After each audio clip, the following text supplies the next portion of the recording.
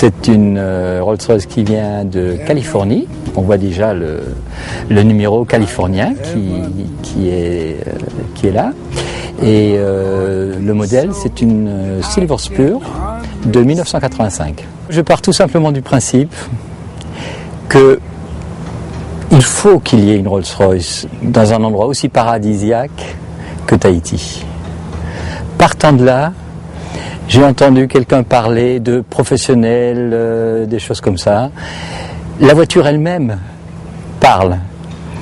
Le fait que cette voiture soit là, la sympathie qu'elle attire, les sourires des gens qu'on croise, de dire que c'est un métier que de promener des gens qui vont se marier, je trouve que ça ne correspond pas très bien.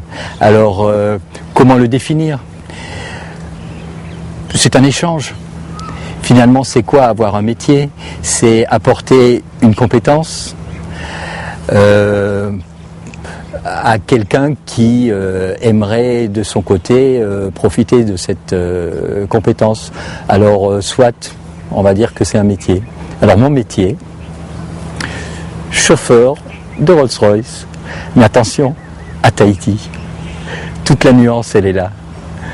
Parce qu'ici, ce n'est bien sûr pas la Rolls-Royce inaccessible, c'est la Rolls-Royce qui est là, qui circule sur les routes de Tahiti et qui fait plaisir aux gens qu'on croise.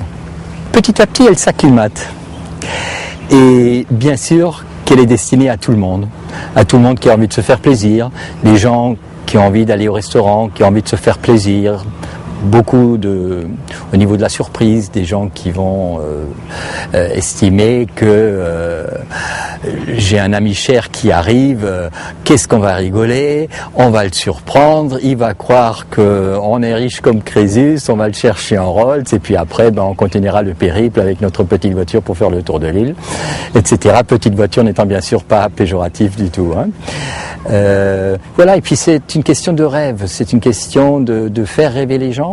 Ça surprend toujours beaucoup de monde.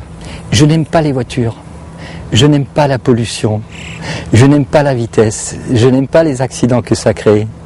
Alors, autant se déplacer dans quelque chose qui est costaud, qui est beau, qui est confortable, et j'assure les téléspectateurs que d'être assis à l'arrière et de se faire conduire est un moment de pur bonheur. Et donc voilà, le fait de ne pas aimer les voitures ordinaires fait qu'il faut quand même que je me déplace, et que devant cette constatation, autant le faire dans quelque chose qui soit joli et confortable. And the kids that hung around me through the week